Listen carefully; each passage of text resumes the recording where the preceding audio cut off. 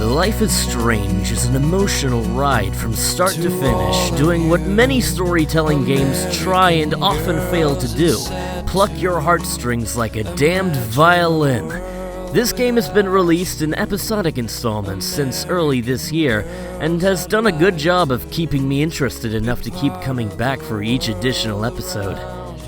This review is not going to critique each individual episode, but rather take a look at the entire series as a whole.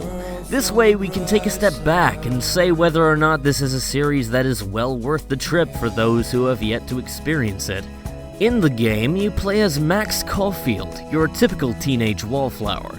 She is a dreamer and avid photographer, and tries her best to stay away from trouble. That is, until a fateful event occurs, which causes her to find out that she has the ability to rewind time. Hang down! Don't ever tell me what to do!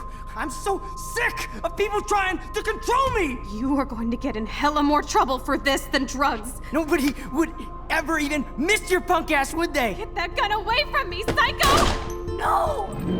This eventually allows her to reunite with her longtime friend Chloe, their relationship becoming a key focus to the game's overall story that we will get into later. Unlike most story-based games, there isn't one key focus, but rather multiple plots running on top of each other. Some of these are connected, some of them not, but they all will affect how Max evolves as a person as well as how she sees the world around her.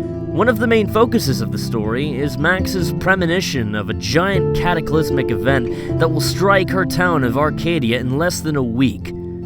This prophecy terrifies her, which is why it becomes somewhat strange that this danger somehow disappears in the middle chapters of the story. Like, seriously, it's just forgotten. And during the events, a different plotline becomes much more prominent, and that is of a missing girl named Rachel Ambers.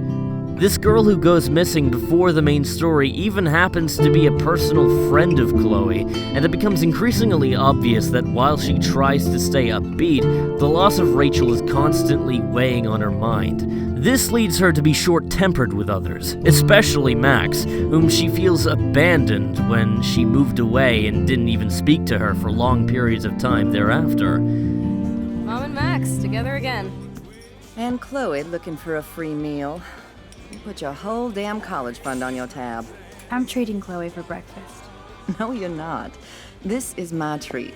To you, for coming back to rescue my daughter. Nobody needs to rescue me.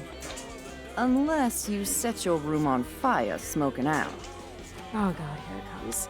Didn't you and Sergeant Pepper already read me the riot act last night? Call him David if you don't. As the game progresses, the draw of the game becomes less and less about the overall story, but rather of the individual characters that you find across the game's story and how it progresses.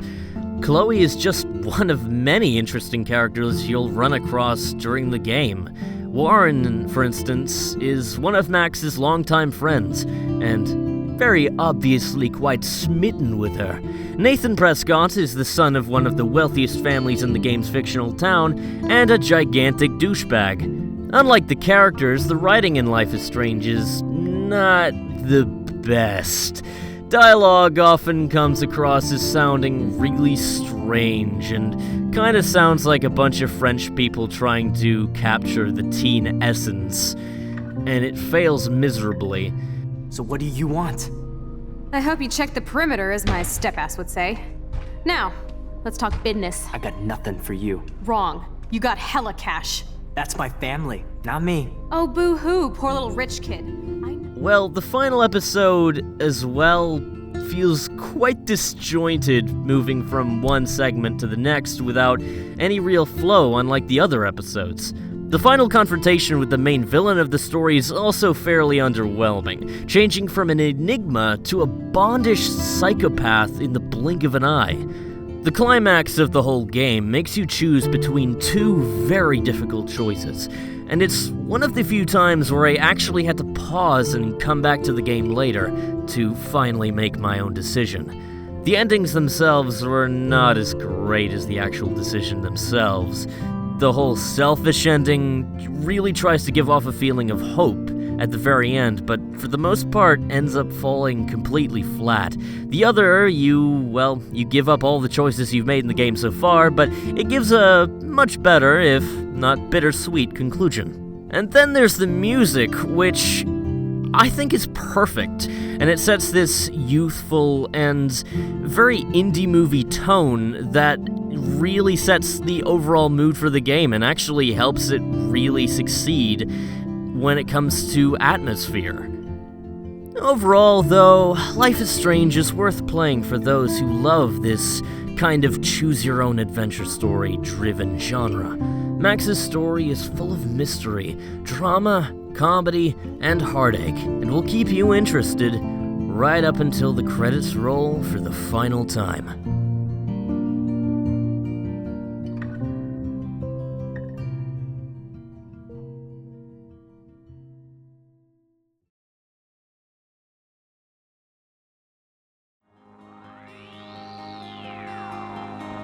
If you enjoyed this video, please take a little like and maybe a small subscribe, and we'll be able to do these videos a lot more often. And hey, if you like this video, check out my other videos. Recently made another update video, and also made a few comic dubs.